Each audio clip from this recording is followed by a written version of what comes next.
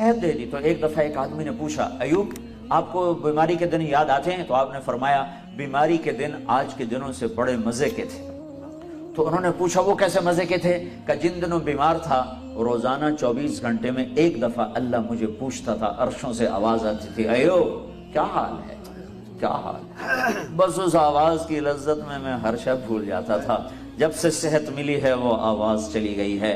تو جب اللہ پردے بھی ہٹا دے اور جنت میں بھی بٹھا دے اور جلوے بھی دکھا دے اور کلام بھی سنائے تو اس میں پھر کیا بتاؤں کہ کیا حال ہوگا۔ لیکن یہ ان کے لیے ہوگا جو یہاں اپنے کانوں پر میوزک کو حرام کر لیتے ہیں۔ یہ چند دن کے کانوں پہ پردے ڈال لو، پھر تمہیں اللہ اپنا کلام سنانے والا ہے، اپنے نغمے سنانے والا ہے، جنت کے نغمے سنانے والا ہے۔ جنت میں ایک نہر ہے جس کا نام ہے ہرول، ایک دودھ کی نہریں، شہد کی نہریں، شراب کی نہریں، پانی کی نہریں۔ ایک اور نہر ہے اس کا نام ہے ہرول، اس میں پتہ نہیں ہے کیا اس کی تفصیل، لیکن نام لکھا ہوا ہے۔ جنت میں ایک نہر اس کا نام ہے ہرول، اس کے دونوں کناروں پر جنت کی لڑکیاں ہیں جو 24 گھنٹے جنت والوں کے لیے گاتی رہتی ہیں مدھم سروں میں۔ مدھم سروں میں میوزک بجتا رہتا ہے، بجتا رہتا ہے مسلسل۔ جب وہ ہٹتی ہیں تو ان کی جگہ دوسری آ جاتی، وہ ہٹتی ہیں ان کی جگہ اور آ جاتی۔ ان کے ذمہ صرف جنت والوں کو لے اور سر اور ساز سنانا ہے۔ تو تھوڑے دن صبر کرو، اللہ تمہیں دینے والا ہے۔ تو اللہ نے دوسرا دسترخوان بچھایا قرآن پاک کا، اور اس میں کھانے چن کے رکھ دیے توحید کا، رسالت کا، جنت کا، جہنم کا، نماز کا۔ جیسے کبھی روٹی کو دل کرتا ہے، کبھی نماز کو دل کرتا ہے، کبھی پانی کو دل کرتا ہے تو کبھی تلاوت کو دل کرتا ہے۔ حضرت علی کا فرمان ہے جب میرا دل کرتا ہے کہ میں اللہ سے بات کروں تو میں نماز پڑھتا ہوں، تو میں اپنے اللہ سے باتیں شروع کر دیتا ہوں۔ اور جب کبھی میرا دل کرتا ہے کہ اللہ مجھ سے بات کرے، اللہ مجھ سے بات کرے تو میں قرآن پڑھتا ہوں، تو میرا اللہ مجھ سے ہم کلام ہو جاتا ہے۔ اول تو کوئی قرآن پڑھتا نہیں، وہ پڑھنے والے ہوں تو ایک فون پر قرآن بند، ہاں جی کیا کر رہے ہو؟ اور بے وقوف اللہ تجھ سے بات کر رہا تھا، تو یہ کیا کر رہا ہے؟ اللہ تجھ سے بات کر رہا تھا۔ کلام اللہ، یہ اللہ کا کلام ہے۔ تورات اللہ کا کلام نہیں ہے، کتاب اللہ ہے۔ زبور اللہ کا کلام نہیں، کتاب اللہ ہے۔ انجیل اللہ کا کلام نہیں، کتاب اللہ ہے۔ اور قرآن کلام اللہ بھی ہے، کتاب اللہ بھی ہے۔ یہ اللہ کا کلام ہے جو براہ راست اللہ کی ذات سے نکلا۔ تورات لکھوائی گئی، زبور لکھوائی گئی، انجیل لکھوائی گئی، اس لیے 50 سال کے بعد ہر کتاب تبدیل ہو کر رہ گئی، اور 2 کتابوں کے نام مٹ گئے۔ تیسری کتاب وہ کتاب ہی نہیں جو عیسیٰ علیہ السلام پر اتاری گئی تھی، یہ تو لوقا اور متی، یوحنا اور مرقس، یہ 4 بڑے لوگ ہیں جو حضرت عیسیٰ علیہ السلام کے تقریباً ان 70 سے 110 سال کا فاصلہ ہے۔ پہلا لوقا ہے جو 70 برس کے بعد ہے، اور پھر مرقس تک 110 سال ہیں۔ 70 سے 110 سال کے درمیان ان 4 آدمیوں کی یادداشت میں جو تھا انہوں نے وہ لکھا، اس کا نام بائبل ہے۔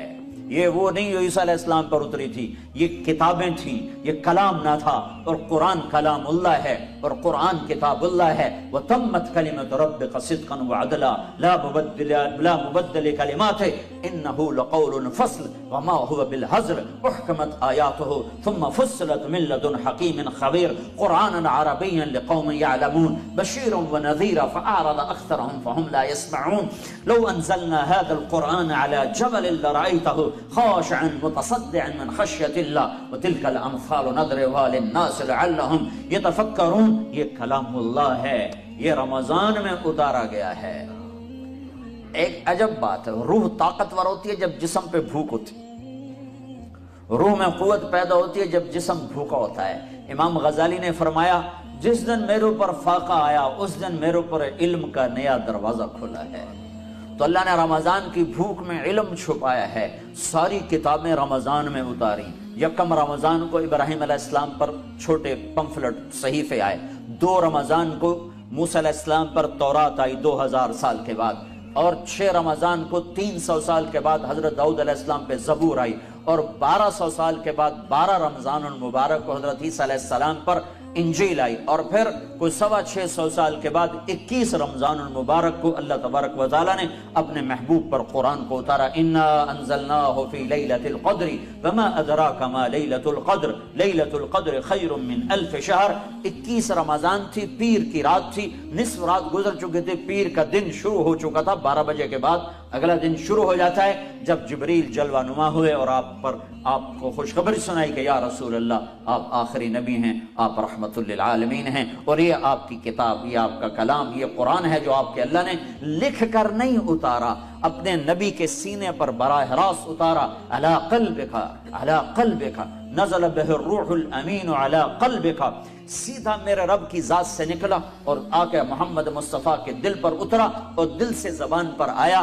اس کلام کو مٹایا نہیں جا سکتا، بدلا نہیں جا سکتا، تبدیلی نہیں لائی جا سکتی، یہ نہ مٹ سکتا ہے، نہ بدل سکتا ہے، نہ زیر زبر میں فرق آ سکتا ہے۔ اسے اللہ اٹھائے گا قیامت کے قریب، صبح اٹھیں گے تو سارا قرآن خالی پڑا ہوگا، ایک حرف نہیں لکھا ہوگا، سارے ورق خالی، بدل نہیں سکتا ہے۔ تو قرآن ایک دسترخوان ہے جس میں روح کے لیے کھانے چنے ہوئے ہیں، کہیں توحید کا کھانا ہے، کہیں رسالت کی غذا ہے، محمد الرسول اللہ والذین معہ اشداء علی الکفار، کہیں محمد مصطفیٰ کی ختم نبوت کا بیان ہے، ما کان محمد ابا احد من رجالکم ولکن رسول اللہ وخاتم النبیین وکان اللہ بکل شیء علیما، کہیں آپ کی رحمت للعالمین کا بیان ہے، وما ارسلناک الا رحمتا للعالمین، کہیں آپ کو لاڈ سے پکارا جا رہا ہے، یا ایھا المزمل قم اللیل الا قلیلا، کہیں محبت کے ساتھ پکارا جا رہا ہے، یا ایھا المدثر قم فانذر، کہیں آپ کو مختلف خوبصورت لقب دیے جا رہے ہیں، انا ارسلناک شاہدا ومبشرا ونذیرا وداعیا الی اللہ باذنہ وسراجا منیرا، کہیں آپ کی سارے عالم کی نبوت کو بتایا جا رہا ہے، تبارک الذی نزل الفرقان علی عبدہ لیکون للعالمین نذیرا، کہیں آپ کی طرف سے صفائیاں پیش کی جا رہی ہیں اور آپ وکیل صفائی میرا اللہ بنتا ہے۔ وکیل دلائل پیش کرتا ہے اور گواہ قسم اٹھاتا ہے۔ قسم اٹھانا وکیل کے، جو وکیل قسمیں اٹھانا شروع کر دے تو وہ کچا پڑ جاتا ہے، وکیل کا کام ہے دلائل دینا، اور گواہ سے قسم اٹھائی جاتی ہے۔ ہمارے دیس میں عدالت میں گواہ سے قسم اٹھائی جاتی ہے۔ اللہ واحد ذات ہے جو اپنے حبیب کے لیے وکیل بھی بنتا ہے، گواہ بھی بنتا ہے، قسم بھی اٹھاتا ہے۔ والنجم اذا ہوا ما ضل صاحبكم وما غوا وما ينطق عن الهوى ان هو الا وحي يوحى علمه شديد القوى ذو مرة فاستوى وهو بالافق الاعلى ثم دنا فتدلى فكان قاب قوسين او ادنى فاوحى الى عبده ما اوحى ما كذب الفؤاد ما راى افتمارونه على ما يرى، قسمیں اٹھاتا ہے گواہ بن کر، دلائل دیتا ہے وکیل بن کر۔ فلا اقسم بما تبصرون وما لا تبصرون انه لقول رسول کریم وما هو بقول شاعر قلیلا ما تؤمنون ولا بقول کاہن قلیلا ما تذکرون، قسمیں والضحى واللیل اذا سجى ما ودعك ربك وما قلى وللآخرة خير لك من الأولى ولسوف يعطيك ربك فترضى ألم نشرح لك صدرك ووضعنا عنك وزرك الذي أنقض ظهرك ورفعنا لك ذكرك إنا أعطيناك الكوثر فصل لربك وانحر إن شانئك هو الأبتر۔ یہ رسالت کو چنا ہے روح کے دسترخوان پر کہ آ اس چشمے سے سیراب ہو، محمدی نظر آ، اے امت محمدی نظر آ، اے امت محمد کے نوجوان محمدی نظر آ، اے امت محمد کی بیٹی محمدی نظر آ، تیرا روپ، تیرا سراپا، تیری چال، تیری گفتار، تیرا اٹھنا، تیرا بیٹھنا، تیرا رکنا، تیرا چلنا، تیرا بولنا، تیرا خاموش ہونا، ہر شے سراپا نبوت میں ڈھلا ہوا ہو۔ تو محمد مصطفیٰ صلی اللہ تعالی علیہ وسلم کی غلامی میں آ جا، اللہ تمہیں ساری دنیا سے آزادیاں نصیب فرما دے گا کہ ایک ہے اوپر اور ایک ہے نیچے، جس سے اللہ نے عشق کیا، پیار کیا، محبت کی، حبیب بنایا، محمد کہا، احمد کہا، ماہی اور حاشر اور عاقب اور فاتح اور خاتم اور ابو القاسم اور طٰہٰ اور یاسین اور مزمل اور مدثر اور مبشر اور نذیر اور داعی اللہ اور سراج منیر، اور کیا کیا خوبصورت ناموں سے نوازا اور اعلان کیا، فلا وربک لا یؤمنون حتی یحکموک فیما شجر بینہم۔ اے میرے نبی یہ بتا دے اوسطو والوں کو کہ مجھے تیرے رب کی قسم ہے۔ یہ قرآن کی سب سے خوبصورت قسم ہے۔ قرآن نے مختلف جگہوں پہ قسمیں اٹھائی ہیں، یہ قرآن کی سب سے خوبصورت قسم ہے کہ اللہ کہہ رہا بتا دے ان کو کہ مجھے تیرے رب کی قسم جب تک تیری غلامی میں نہیں آئیں گے میں قبول نہیں کروں گا۔ تیری غلامی میں آنا پڑے گا۔ وردی کی قیمت ہے کہ نہیں ہے؟ وردی کی قیمت ہے کہ نہیں ہے؟ کوئی کام نہ کرے، وردی پہ تنخواہ ملتی ہے کہ نہیں ملتی؟ تو کیا میرا نبی ہمیں چیتے کی وردی ہے، شیر کی وردی ہے، اور گدھا بھی وردی میں پھرتا ہے، بلی اور بلوں کی بھی وردی ہے، چوہے کی بھی وردی ہے، پتنگے پروانے کی وردی ہے، مرغے اور مرغی کی وردی سے نہیں پتہ چلتا یہ مرغا ہے یہ مرغی ہے، یہ مور مادہ ہے یہ نر ہے، وردیوں میں ہیں۔ تمہیں میرا نبی ننگا بھیج گیا ہے، تمہاری کوئی وردی نہیں، تمہاری کوئی پہچان نہیں۔ میرے نبی کی ہر ادا زندہ ہے، سلامت ہے، موجود ہے، محفوظ ہے، قیامت تک رہے گی۔ جب قرآن اٹھایا جائے گا تو میرے نبی کی سیرت کو اٹھایا جائے گا، اس سے پہلے کوئی دجال، کوئی بڑے سے بڑا بھی نہیں اٹھا سکتا۔ یہ محکم کتاب کی طرح محکم حدیث ہے۔ ایک فتنہ اٹھا پاکستان میں، حدیث تو 300 سال بعد لکھی گئی، پتہ نہیں اللہ کے نبی کی ہے کہ نہیں ہے۔ ان بیچاروں کو پتہ نہیں ہے کہ یہ کس کا کلام ہے، یہ کس کا کلام ہے اور کون حفاظت کر رہا ہے۔ میری ماں مر گئی، میرا ابا مر گیا، میں نے ان کی چیزیں اٹھا کے سنبھال کے رکھ لی۔ میں چھوٹا سا ذمہ دار ہوں، میں اپنی طاقت کے مطابق اپنے ماں باپ کی چیزوں کو ضائع نہیں ہونے دیا۔ ان کو میرے کسی کام کی نہیں ہے، بس یادگار ہیں۔ میرے ابے دی ہے، اے میری اماں دی ہے، اے میرے ابے دی شیروانی کھلوتی ہے، اے دی ٹوپی کھلوتی ہے، اے دی خسا پہ ہویا ہے، یہ یادگار ہیں۔ میں نے اپنی وسعت کے مطابق ان کی چیزوں کو سمیٹا۔ میرا اللہ کتنا طاقتور ہے جس کی ان القوت للہ جميعا قل ان الامر كله للہ للہ الامر من قبل ومن بعد ان الامر كله للہ۔ اس اللہ نے ارادہ کیا کہ میں نے محمد مصطفیٰ کی ہر چیز کو محفوظ کرنا ہے۔ تو کوئی ہے دجال جو میرے نبی کی حدیثوں میں من گھڑت حدیثیں داخل کر دے؟ اللہ سو گیا ہے؟ اللہ غافل ہو گیا ہے؟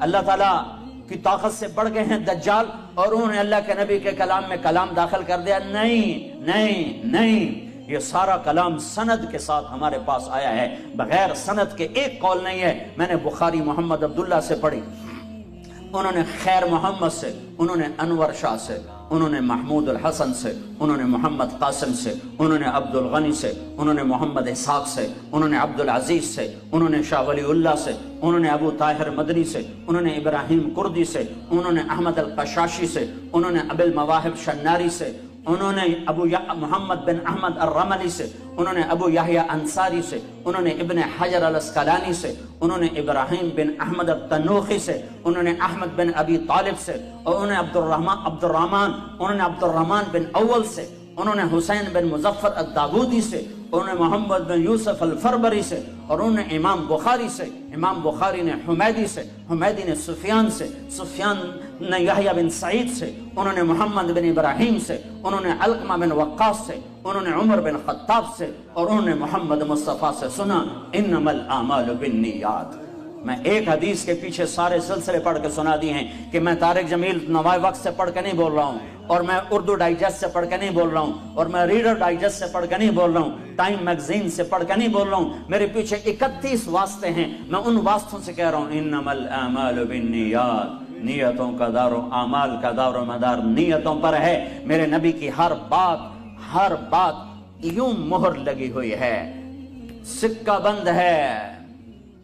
ارے وہ تو میرا نبی ہے، کوئی اقبال کی شاعری میں شاعری داخل کر کے دکھائے، اللہ کے فضل سے نکال کے باہر پھینکنے والے لوگ موجود ہیں، کہیں گے یہ اقبال کا کلام ہے اور یہ کسی اور کا کلام ہے۔ اقبال کے کلام کو پہچاننے والے تو موجود ہوں اور محمد مصطفیٰ کے کلام کو پہچاننے والے کوئی نہ ہوں۔ رہیں گے جب تک سورج مغرب سے نہیں نکلتا۔ میرے نبی کی ہر ادا محفوظ ہے۔ یہ تو میں نے آپ کو روحانی نسب نامہ سنایا ہے، یہ میرا روحانی نسب نامہ ہے۔ اپنے نبی کا تم خاندانی نسب نامہ بھی سنو کہ وہ محمد بن عبداللہ بن عبد المطلب بن ہاشم بن عبد مناف بن قصی بن کلاب بن مرہ بن کعب بن لبی بن غالب بن فہر بن مالک بن نضر بن کنانہ بن خزیمہ بن مدرکہ بن الیاس بن مدر بن نزار بن معد بن عدنان بن اود بن حمیسہ بن سلامان بن عوز بن بوز بن قموال بن ابی بن عوام بن ناشد بن حزا بن بلداس بن یدلاف بن طابخ بن جاحم بن ناحش بن ماخی بن عیفی بن عبقر بن عبید بن الدعاء بن حمدان بن سنبر بن یثربی بن یحزن بن یلحن بن ارعوہ بن عیدی بن زیشان بن عیسر بن اقناد بن ایہام بن مقصر بن ناحل بن زارع بن سمی بن مزی بن عوض بن عرام بن قیدار بن اسماعیل بن ابراہیم بن آذر بن ناحور بن سروج بن رعو بن فائج بن عابر بن ارفخشاد بن سام بن نوح بن لامک بن متوشال بن ادریس بن یرد بن ملحل ایل بن قینان بن آنوش بن شیس اور بن آدم علیہ السلام۔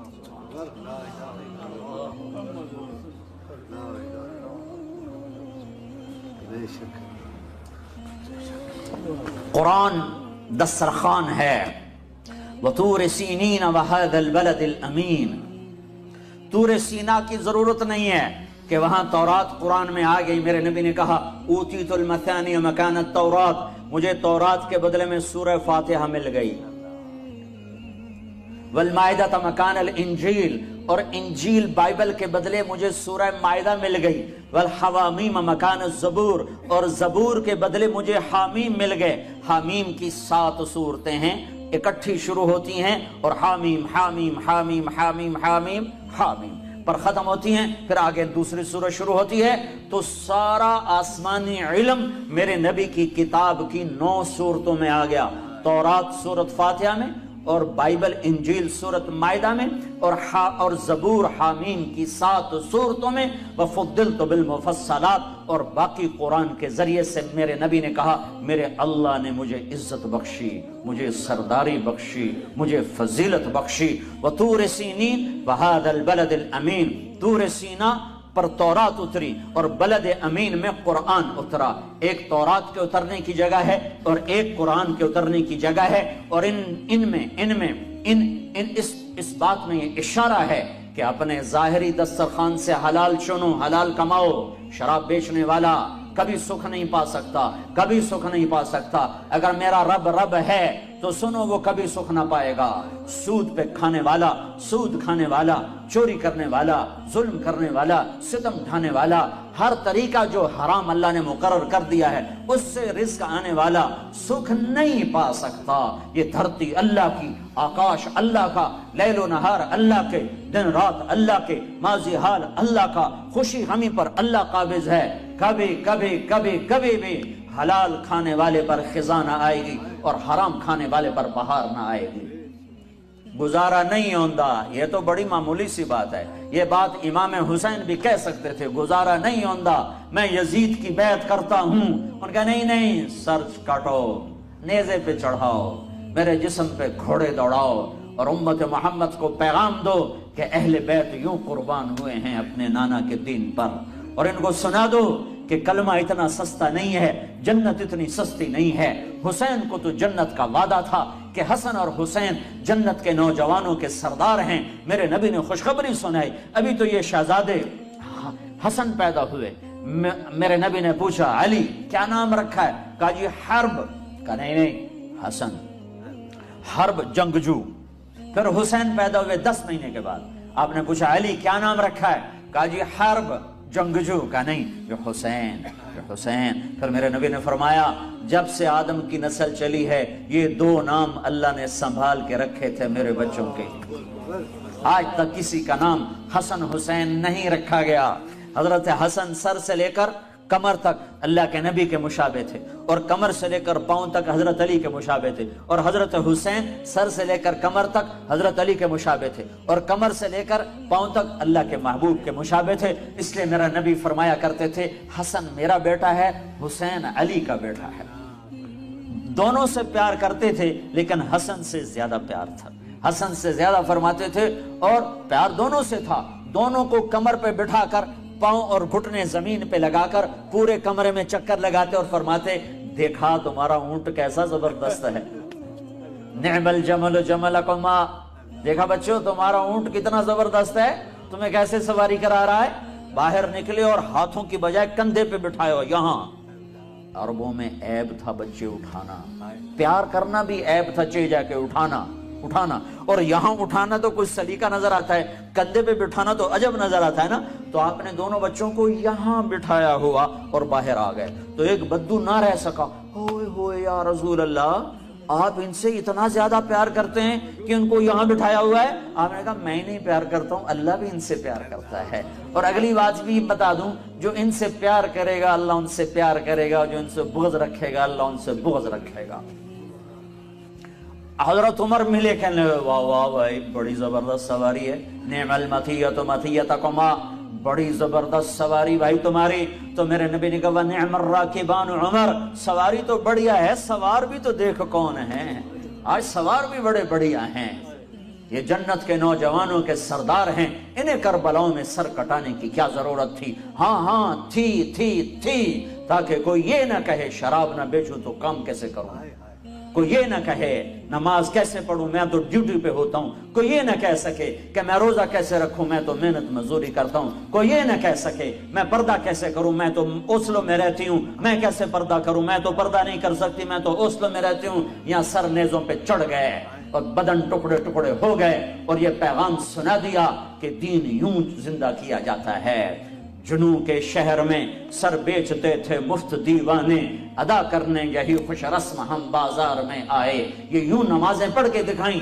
سورج نصف النہار، سورج سر پہ آیا، یوں ڈھلا اور ظہر کا وقت داخل ہوا تو امام حسین علی مقام نے اپنے جھنڈے بردار زہیر رضی اللہ تعالیٰ عنہ، 3 جھنڈے تھے، ایک زہیر کے پاس، ایک بھائی عباس کے پاس، ایک حبیب کے پاس. زہیر رائٹ پر، عباس درمیان میں، حبیب لیفٹ پر. تو زہیر کو بلا کر فرمایا ان سے کہو ہمیں نماز پڑھنے کے لیے تھوڑی مہلت دے دو. نماز کی اب بھی ضرورت ہے، اب بھی ضرورت ہے. اب تو جنت تیار ہو چکی ہے، اب تو حوریں باہیں پھیلائیں کھڑی ہیں استقبال کرنے کے لیے، جنت کے دروازے کھل چکے ہیں. اب ضرورت کیا ہے نا؟ ہاں ہے اوسلو والوں کو پیغام دینا ہے کہ زیر خنجر بھی یہ پیغام سنایا ہم نے. اوسلو والوں کو پیغام دینا ہے کہ تم 100 میں 2 بھی نمازی نہیں رہ چکے ہو. کوئی 100 میں 1 ٹوٹا پھوٹا نمازی پھرتا نظر آتا ہے. انہیں پیغام دینا ہے کہ یوں نمازیں پڑھی جاتی ہیں. نہ بھی پڑھتے تو جنت تیار تھی. جنگ سے پہلے اونگ آ گئی، آنکھ کھلی تو ہنسنے لگے. بہن زینب نے پوچھا بھائی کیوں ہنسے ہو؟ فرمایا اللہ کے رسول کو خواب میں دیکھا ہے، کہہ رہے ہیں بیٹا میں لینے کے لیے آ چکا ہوں. تو نہ پڑھ ہوں کیڑی گل نماز دی.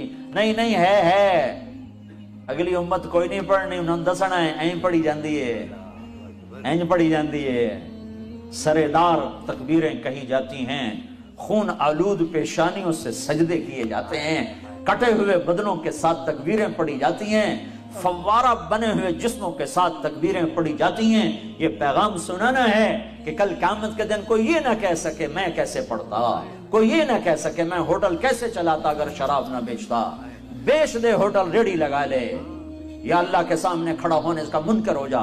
یار محمد مصطفیٰ کی رحمتوں کا احسانات کا انکار کر دے کہ میرے اوپر کوئی احسان نہیں، میرے نبی دا میں جو کیتا ہے آپ کیتا ہے. کس کے سامنے جانے والے ہو؟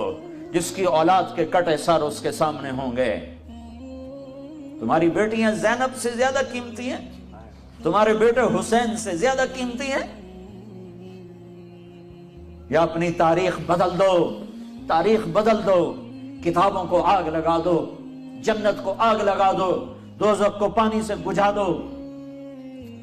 اور اگر یہ نہیں کر سکتے تو توبہ کرو، اس طرز زندگی سے باز آؤ. یہ ہلاکت کا راستہ ہے، یہ جنت کا راستہ نہیں ہے. یہ راہیں ادھر نہیں جاتی جدھر اللہ ملتا ہے. یہ چند دن کی دنیا ہے، ٹک حرص و حوث کو چھوڑ میاں، مت دیس بدیس پھیرے مارا، قذاق اجل کا لوٹے ہے دن رات بجا کر نقارا. کیا بدیا بھینسا بیل شتر، کیا گونی پلہ سر بھارا، کیا گیہوں چاول موٹ مٹر، کیا آگ دھواں اور انگارا. سب ٹھاٹ پڑا رہ جائے گا جب لاد چلے گا بنجارا. اجل ہی نے چھوڑا نہ کسرا نہ دارا، اسی سے سکندر صفاتے بہارا. ہر ایک لے کے کیا کیا نہ حسرت سے دارا، پڑا رہ گیا سب یوں ہی ٹھاٹ سارا. جگہ جی لگانے کی دنیا نہیں ہے، یہ عبرت کی جا ہے تماشا نہیں ہے. وہ تم تو راوی بھول گئے ہو، میں تو راوی سے ہر مہینے گزرتا ہوں. وہ راوی کے کنارے ایک ٹوٹا سا مکان ہے، جن کو بھی جہاں شب کی سیاہی کا سما ہے. کہتے ہیں یہ آرام گہے نور جہاں ہے، نور جہاں خود ظلمتوں میں سوئی پڑی ہے.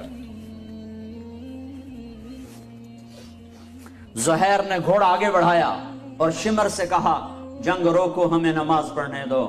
اس نے کہا ہم تمہیں نماز میں بھی زندہ نہیں قتل کریں، تمہیں نماز میں بھی قتل کریں، نماز کی کوئی چھٹی نہیں ہے. تو انہوں نے واپس آ کے عرض کی حضور وہ نماز کی اجازت نہیں دے رہے. تو آپ کہتے چلو ٹھیک ہے لڑو مرو، کہا نہیں نہیں نہیں، اوسلو والوں کو پیغام دینا ہے، وہ سوئے پڑے ہیں۔ کہا نہیں نہیں، آدھے ان سے جنگ کرو اور آدھے اللہ اکبر کہو، آدھے صفیں بناؤ اور آدھے ان سے ٹکراؤ۔ 25 آدمی، 20 تو شہید ہو چکے تھے ظہر تک۔ یہ ایسے نمازی دھرتی نے کبھی نہیں دیکھے، آسمان نے کبھی نہیں دیکھے، فرشتوں نے کبھی نہیں دیکھے کہ اپنے خون سے وضو ہو رہا ہے، یہ کربلا کی مٹی سے تیمم ہو رہا ہے۔ خون آلود پیشانیوں کے ساتھ، فوارہ بنے بدنوں کے ساتھ، ٹوٹے پھوٹے اعضاء کے ساتھ، اللہ اکبر۔ جب انہوں نے تکبیر پڑھی ہوگی تو آسمان پہ کیا ہلچل مچی ہوگی، جب انہوں نے سجدوں میں سر رکھا ہوگا تو دھرتی نے کیا کیا بوسے لیے ہوں گے۔ تم کراؤن کے ہی غلام بن کے رہ گئے ہو۔ ہائے ہائے ہائے ہائے، یہ بھی کوئی زندگی؟ اسلام آباد پلاٹ لینا ہے، گھر بناونا ہے، اس واسطے میں ہوٹل چلاونا ہی ہے، میں شراب بیچنی ہے، میں پیچھا گھر بناونا ہے۔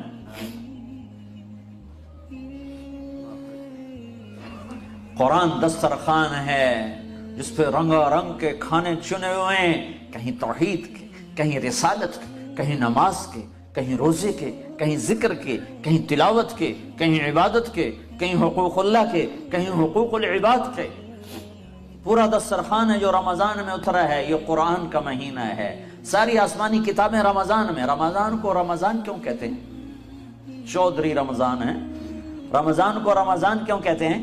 رمضان کا مطلب ہے جل جانا، جل جانا، جل جانا، رمضان یار مودو، جل جانا۔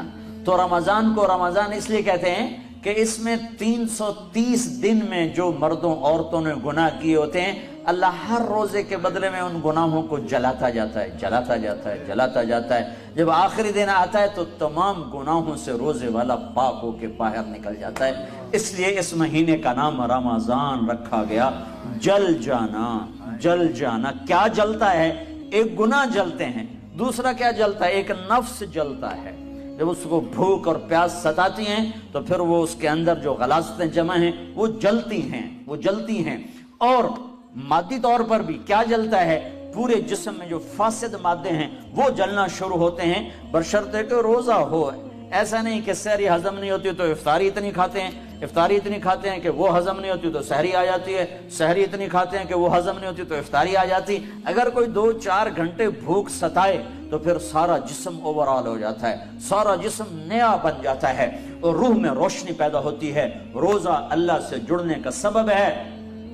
الصوم لی وانا اجزا بہ، روزہ میرے لیے اور روزے کا بدلہ میں خود، نماز کا بدلہ جنت، ذکر کا بدلہ جنت، ایمان کا بدلہ جنت، تلاوت کا بدلہ جنت، تعلیم و تعلم کا بدلہ جنت، اور روزے کا بدلہ اللہ نے کہا روزے کا بدلہ میں خود ہوں، روزے کا بدلہ میں خود ہوں، وانا اجزا بہ۔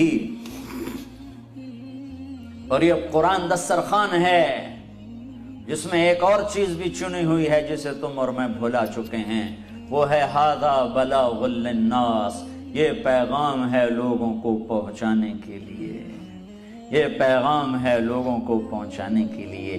تبلیغ کا کام اس ایک آیت پر چل رہا ہے، اور ایسی 400 آیات ہیں، 400 آیات ضمناً، صراحتاً، اشارتاً، جس میں اللہ اس امت کو یہ پیغام دے رہا ہے کہ تمہارے نبی کے بعد کوئی نبی نہیں ہے، اب میرا قرآن اوروں تک پہنچانا تمہارے ذمے ہے۔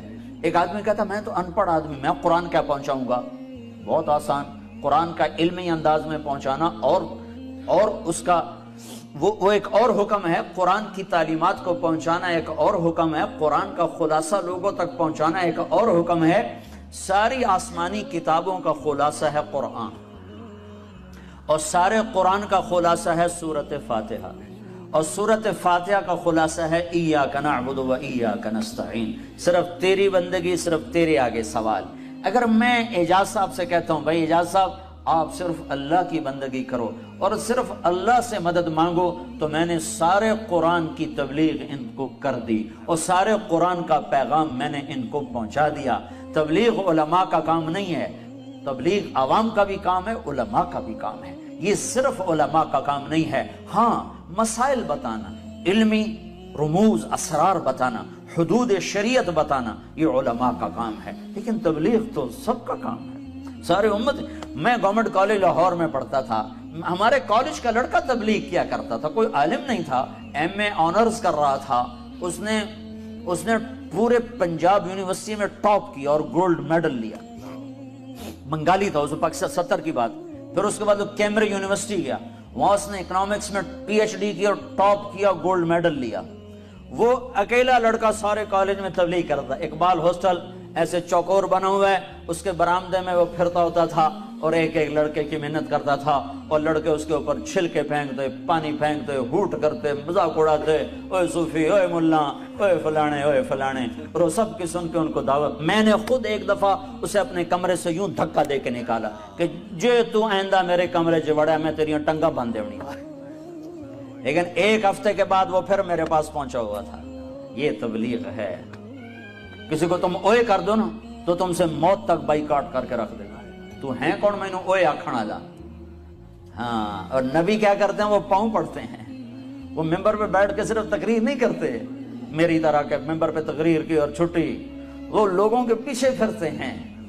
ھذا بلاغ للناس, یہ ایک اعلیٰ چیز دسترخوان پہ چنی ہوئی ہے, یہ پیغام ہے. ھذا ھذا ھذا, یہ پیغام ہے. بلاغ بلاغ بلاغ, پہنچانے کے لیے. کدھر للناس, لوگوں کو پہنچانے کے لیے. کیسے پہنچائیں؟ مسجد میں کوئی آتے نہیں, کتاب کوئی میرے والد صاحب رحمت اللہ علیہ بڑے ذمہ دار تھے اور کچھ دینداری بھی تھی, تو وہ مجھے نا بزرگوں کی کتابیں دیتے, بیٹا یہ کتابیں پڑھو. ان کو نظر آتا تھا اس کو میں نے لاہور بھیجا ہے تو یہ الٹا سیدھا ہو گیا, صحیح راستے پر نہیں ہے. 11 سال میری عمر تھی جب مجھے میرے ابا نے لاہور بھیج دیا کہ میں میڈیکل سائنس پڑھوں اور ڈاکٹر بنوں. آگے اللہ نے میرا مقدر کچھ اور کیا تھا. تو میں جب کبھی گھر آتا تو مجھے کہتے یہ کتابیں پڑھو, اور میں 2 صفحے پڑھنے کے بعد میری ہمت جواب دے جاتی, میں کہ میرا تو دل ہی کو نہیں پڑھنے کو, میں کیسے پڑھوں. تو میں ابے کے آگے کتاب رکھ کے بیچ میں ناول رکھ کے پڑھتا رہتا تھا. میرا ابا دا ہاں چنگا پتر چنگا کام کیتی جاندہ ہے, تو میں وچ پتہ نہیں کی پڑھی جاندہ. تو اب کتاب کوئی پڑھنے والا نہیں, مسجد میں کوئی آنے والا نہیں, کسی عالم کی محفل میں کوئی آنے والا نہیں, درس میں کوئی آنے والا نہیں. لاکھوں کروڑوں مسلمان ہیں جن کا مسجد سے کوئی تعلق نہیں. انہیں تم مسجد والا کیسے بناؤ گے گشت کے سوا؟ جب تک تم جاؤ گے نہیں یہ تمہارے کیسے بنیں گے؟ میرے پاس آئے تو میں ممبر پر بیٹھا نا, میں کسی کلینک میں بیٹھا ہوں تو میرا بھائی دل کا ڈاکٹر ہے بڑا اچھا. ھذا بلاغ للناس, یہ پیغام ہے پہنچانے کے لیے, لہذا اسے پہنچائیں کہ بھائیو اللہ کی مان لو, بہنوں اللہ کی مان لو, اور اللہ کے سامنے ہاتھ پھیلاؤ, کسی اور کے آگے نام پھیلاؤ. اس کو سیکھ لو. یہ پڑھنے سے, میں تو مدرسے میں پڑھاتا بھی ہوں, تبلیغ میں بھی جاتا ہوں, 10 مدرسے اللہ میرے ذریعے سے چلا رہا ہے. میں اپنے طلبہ سے بھی کہتا ہوں بچوں تم پڑھ رہے ہو, سیکھ نہیں رہے ہو. پڑھنا اور ہے, سیکھنا اور ہے. میں تمہیں صبر کا مطلب پڑھاتا ہوں, سکھاتا نہیں ہوں, کیونکہ صبر کی گھاٹیوں سے گزر کے سیکھا جاتا ہے. تقوی کی گھاٹیوں سے گزر کے سیکھا جاتا ہے. توکل پڑھنے سے نہیں آتا, توکل کی گھاٹیوں سے گزر کے آتا ہے. درگزر پڑھنے سے نہیں آتا, درگزر کرنے سے درگزر آتا ہے. تبلیغ میں ان صفات کو سیکھا جا رہا ہے. اس لیے 6 بر اعظم میں یہ محنت پھیل گئی. نہ کوئی اس میں خطیب ہے, نہ کوئی بڑا علامہ ہے, عام مسلمان ہیں, لیکن دنیا کے آخری کنارے تک اللہ تعالیٰ نے دعوت کی آواز کو پہنچایا. ھذا بلاغ للناس, اس ایک آیت کی بنیاد پر لوگ سال کے لیے, میرا اپنا بیٹا سال کے لیے نکلا ہوا ہے کہ باپ کب چاہے گا کہ اس کی اولاد اس کی آنکھوں سے اوجھل ہو. چلو میں تو باپ ہوں, میرا اتنا زیادہ بچوں سے تعلق بھی نہیں بن سکا کہ میں پھرتا رہا بہت زیادہ, لیکن ماں تو ہر بچوں کے ساتھ اٹیچ ہے. ماں کیسے چاہتی کہ میرا بچہ سال کے لیے میری نظروں سے دور ہو جائے؟ یہ قربانیاں ہیں. پھر وہ شادی شدہ ہے, اپنی بیوی کو چھوڑ کے گیا ہے, چھوٹے بچے کو چھوڑ کے گیا ہے. یہ میرے گھر کی کہانی. اور ایسے لاکھوں انسان ہیں. جو میں جبوتی جا رہا تھا, جماعت میں اجتماع تھا 10 دن کے لیے, تو میرے برابر میں کس سیٹ میں ایک نوجوان آ کے بیٹھا. میں نے پوچھا, پاکستانی جماعت جا رہی تھی 1 سال کے لیے, میں جبوتی جا رہا تھا 10 دن کے لیے, وہ جا رہے تھے 1 سال کے لیے. تو میں نے پوچھا, بھائی یہ تمہاری جماعت کا خرچہ کتنا ہے ایک سال کا؟ کہا جی 1 لاکھ روپیہ۔ میں نے کہا تم کیا کام کرتے ہو؟ کہا جی میں صدہ کے بازار میں بوٹ پالش کرتا ہوں۔ تو تم نے 1 لاکھ روپیہ کہاں سے لیا؟ کہا جی میرے پاس 3 جوڑے کپڑے تھے، ٹوٹل میرا سرمایہ 3 جوڑے، ایک پہننے کا 3 علاوہ، تو میں نے وہ 3 جوڑے 600 روپے میں بیچ دیے۔ اور وہ میں نے کہا یا اللہ میری اوقات یہ 600 روپے ہے، اگر تو مجھے لے جانا چاہتا ہے تو میں تیرے نام کو لے کے جانا چاہتا ہوں، مجھے لے جا، نہیں لے جانا چاہتا تو مجھے قرضہ تو کوئی نہیں دینے والا، میں تو غریب آدمی ہوں۔ کہا جی مجھے نہیں پتا میرے اللہ نے کہاں سے میرے لیے لاکھ کا انتظام کیا، مجھے میرے امیر نے کہا تیرے پیسوں کا انتظام ہو گیا ہے اور میں سال کے لیے جا رہا۔ یہ عجیب و غریب نمونہ وجود میں ہے کہ اپنی جیب پر زد ڈال کے اپنے بھی بچوں کو چھوڑ کر 4 مہینے سال کے لیے دور دراز ملکوں میں جانا، کہ ایک آدمی میرے اس سفر میں کوئی ایک نوجوان نمازی بن جائے، کوئی ایک نوجوان کسی ایک سنت پہ عمل کر لے تو میرے سارے سفر کی قیمت ادا ہوگی۔ کہ اللہ کے نبی کا ایک ایک طریقہ 7 زمین آسمان سے زیادہ قیمتی ہے۔ تو ھذا بلاغ للناس، یہ قرآن کا دسترخوان ہے جس پر ایک اعلیٰ کھانا چنا ہوا ہے جسے آج امت کھانے کو تیار نہیں، کہ یہ بھی بچے چھوڑ کے جانا کہاں لکھا ہوا ہے؟ میں نے کہا جہاں لکھا وہاں تم پڑھتے ہی نہیں، جہاں لکھا وہاں تم پڑھتے ہی نہیں، پڑھو تو تمہیں پتہ چل جائے کہ کہاں لکھا ہوا ہے، جہاں لکھا ہے وہاں تم پڑھتے نہیں ہو۔ تو میرے بھائیو، روح کا دسترخوان قرآن پاک ہے جو مختلف انواع کے کھانوں سے اللہ نے چن کر ہمارے سامنے سجا دیا ہے کہ ادھر سے کھاؤ حلال، اور یہ بھی اعمال ہیں انہیں اختیار ہو، تمہاری روح کی غذا ہیں، کہیں توحید کا کھانا ہے، کہیں رسالت کا ہے، کہیں انابت کا ہے، کہیں خشیت کا ہے، کہیں علم کا ہے، کہیں ذکر کا ہے، کہیں اخلاق کا ہے، کہیں قربانیوں کا ہے، کہیں راتوں کے اٹھنے کا ہے، کہیں طواف کا ہے، کہیں حج کا ہے، کہیں مینا کا، کہیں مزدلفہ کا۔ یہ سارا قرآن دسترخوان ہے، اس میں ایک عالی شان کھانا چنا ہوا ہے، وہ تبلیغ کا ہے کہ پوری دنیا کے انسانوں تک اللہ کا پیغام پہنچاؤ اپنی جان مال کے ساتھ، اپنی جان مال کے ساتھ، اپنے جان مال کے ساتھ، اور ان کی منت کرو، ان کی گالی سنو، ان کا کڑواہٹ، ان کی کسیلی، ان کی کڑوی باتیں سنو، جیسے وہ نعیم الدین ہماری سنتا تھا اور پھر گشت کیا کرتا تھا۔ تو اتنا تو کوئی پتھر کوئی ہوتا ہے اتنا سنگ دل کے وہ بالکل ہی آخر تک نہ نرمائے۔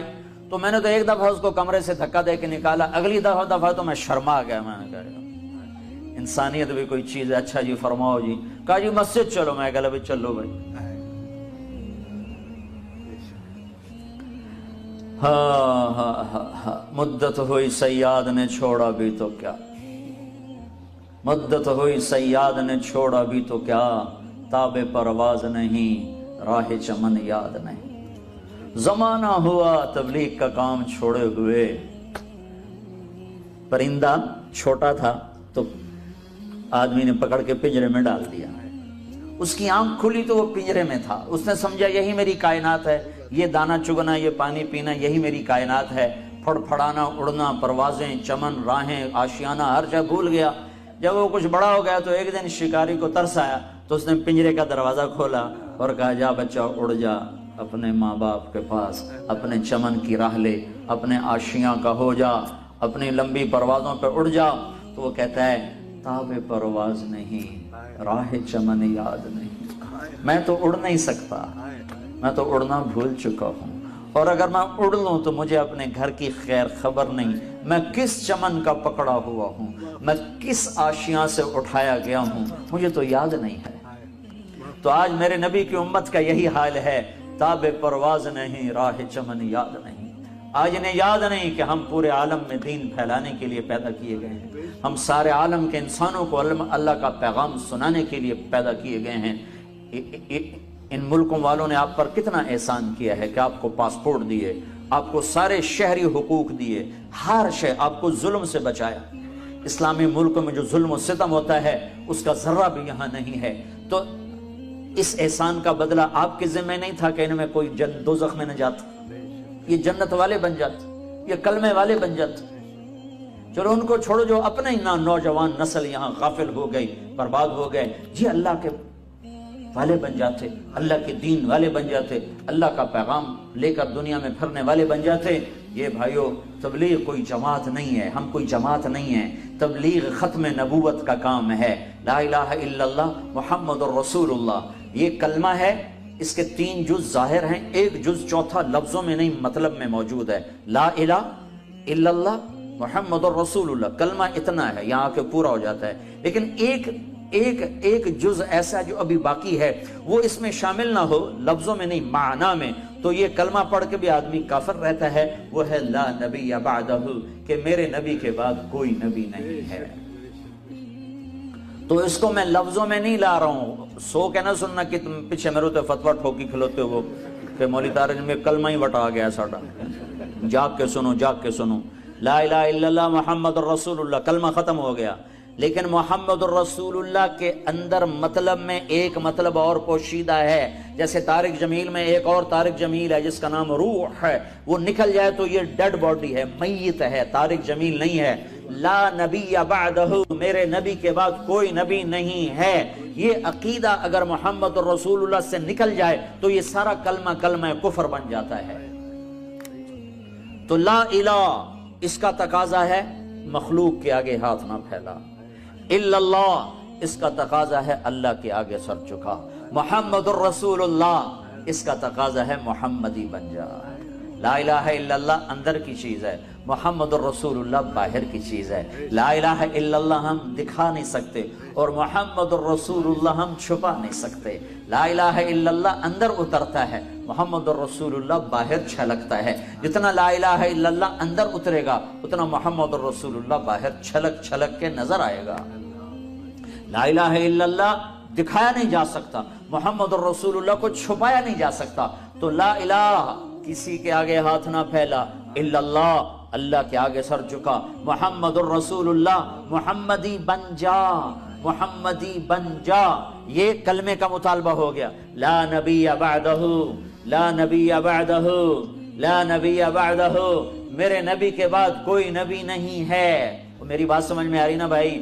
میرے نبی کے بعد کوئی نبی نہیں ہے، اس کا کیا مطالبہ ہے؟ لا نبی بعدہ، میرے نبی کے بعد کوئی نبی نہیں ہے، اس کا مطالبہ ہے تبلیغ کا کام کر، دعوت کا کام کر۔ کہا جو مجھے تو خود کچھ نہیں آتا، اتنا تو آتا ہے کہ بھائی اللہ کی مان لے، یہ آتا ہے کہ نہیں آتا؟ جا لوگوں کو کہہ، پتہ نہیں تیری برکت سے کتنوں کو ہدایت مل جائے گی۔ رب مبلغ اوعى من سامع نضر اللہ امرا سمع مقالتی فوعاها ثم اداها كما سمعها فرب مبلغ اوعى من سامع۔ میرا نبی نے تو پہلے کہا تھا کہ تم میری بات لے کے جاؤ، بہت سے لوگ ایسے ہوں گے تم سے سن کر تم سے زیادہ عمل والے ثابت ہوں گے۔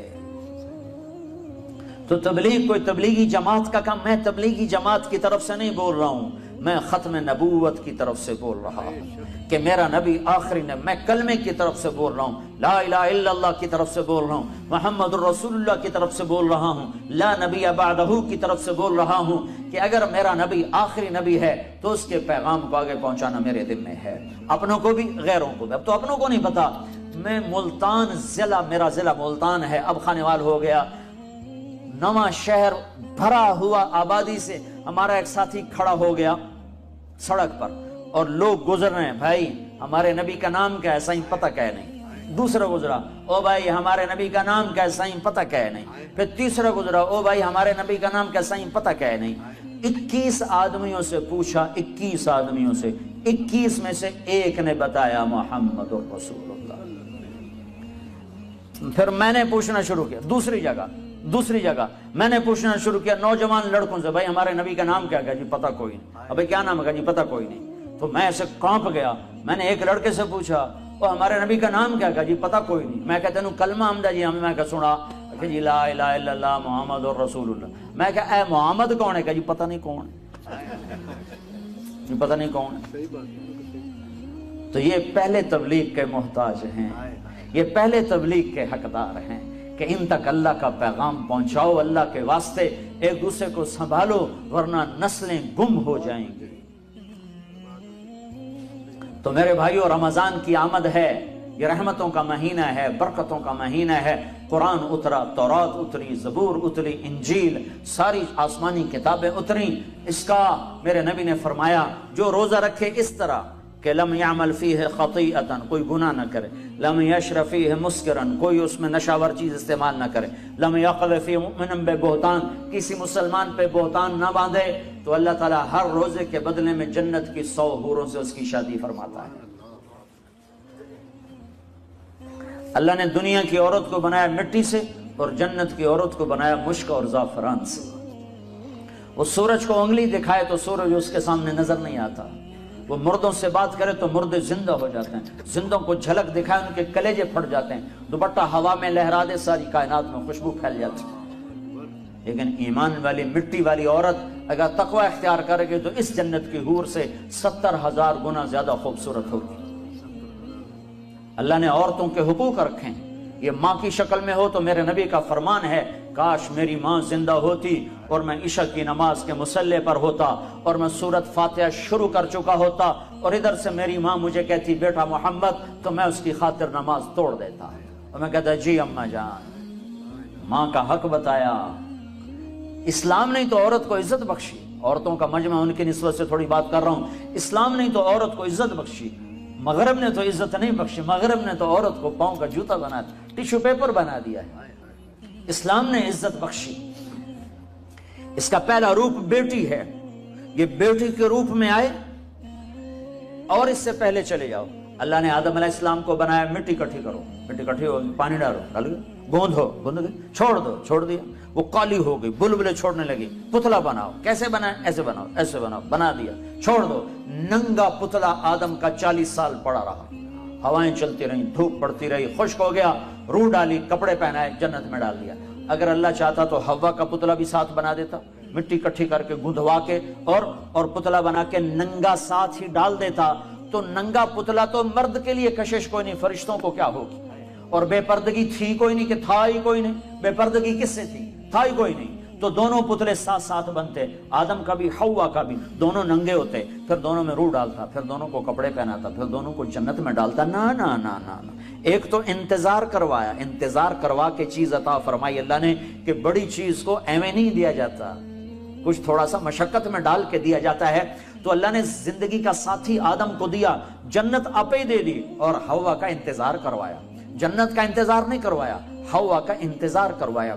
پھر مٹی نہیں اکٹھی کی، پتلا نہیں بنایا، پانی نہیں ڈلوایا، اور اسے ننگا نہیں ڈالا، بلکہ آدم کو سلا دیا، فرشتوں کی آنکھوں پہ پردہ ڈال دیا۔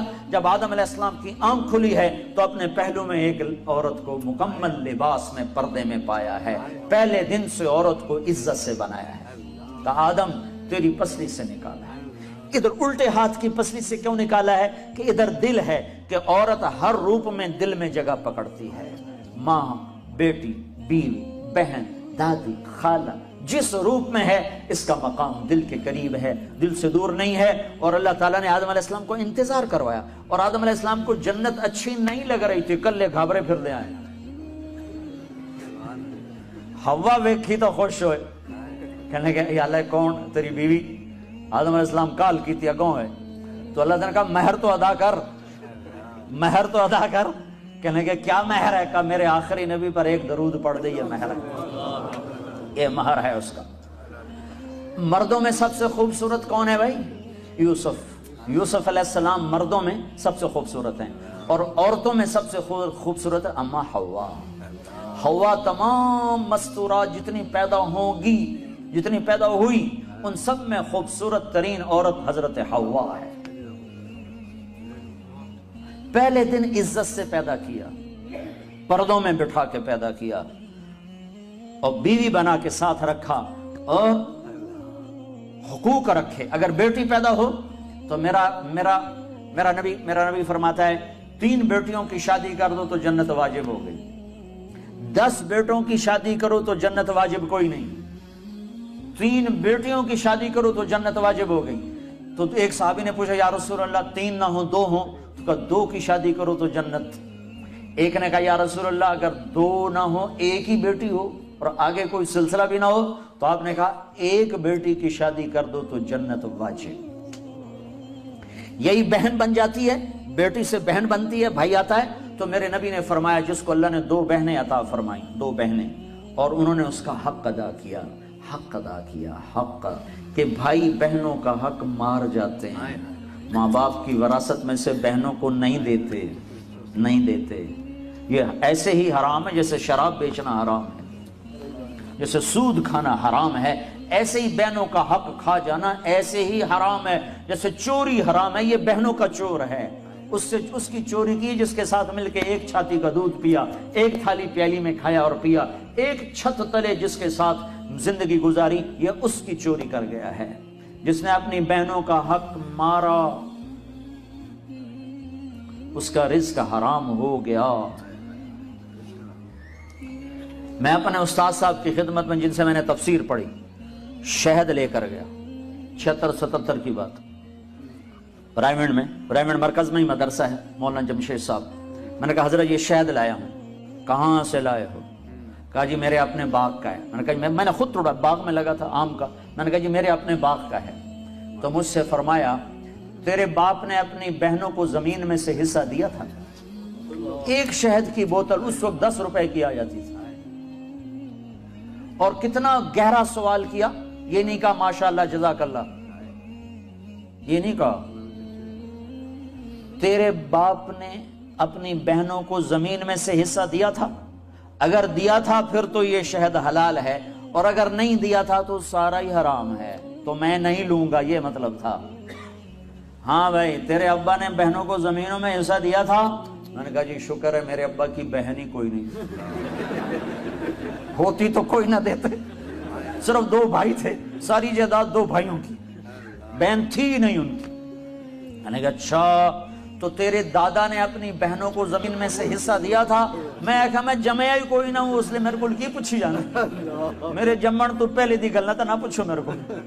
تو پھر ہنس پڑے، کہا اچھا ادھر رکھ دو۔ تو میرے نبی نے فرمایا جس نے بہنوں کو حصہ دیا، جس کو اللہ نے 2 بہنیں دی، اس نے بہنوں کا حق دیا، اور شادی کے بعد بھی ان کے سر پہ ہاتھ رکھا تو اس پہ جنت واجب ہو گئی۔ پھر یہ بیٹی سے بہن، بہن سے بیوی ہیں۔ پھر میرے نبی نے فرمایا بہترین مسلمان وہ ہے جو بیوی کے ساتھ اچھا سلوک کرے، اور میرے نبی نے فرمایا جو یہ چاہے اس لوگ کا مسلمان کہ وہ جنت میں میرے گھر کے قریب گھر بنا لے تو وہ 2 کام کرے، ایک اپنے اخلاق اچھے کرے، ایک اپنی بیوی سے اچھا سلوک کرے، تو اس کا گھر میرے گھر کے قریب ہو جائے گا۔ تہجد پڑھے، جہاد کرے، تبلیغ کرے، ذکر کرے، مراقبہ کرے، یہ نہیں فرمایا، کہ وہ 2 کام کرے، ایک اخلاق اچھے کرے، ایک بیوی سے اچھا سلوک کرے۔ یہ بیوی سے اچھا سلوک بھی تو اخلاق میں آتا ہے، اس کو الگ کیوں کہا ہے؟ کہ بہت سے لوگ باہر بڑے اخلاق والے ہوتے ہیں اور گھر میں بیویوں کے ساتھ بڑے بدتمیز ہوتے ہیں، اور ہمارے ذمہ داروں میں عام ہے یہ حدیث۔ ایسے میں آنکھوں سے دیکھ رہا ہوں کہ میرا سارا خاندان، میرا معاشرہ جو ذمہ دار معاشرہ ہے، وہ باہر ڈیرے دار ہیں، ذمہ دار ہیں، اور بڑے سخی ہیں، بڑے مہمان نواز ہیں، لیکن گھر میں اتنے ہی بدتمیز ہیں۔ بیویوں سے ایسے سلوک کرتے ہیں جیسے نوکرانیاں، بیویوں کے ماں باپ کو ایسے گالیاں نکالتے ہیں جیسے انہیں گالی دینا ثواب کا کام ہے۔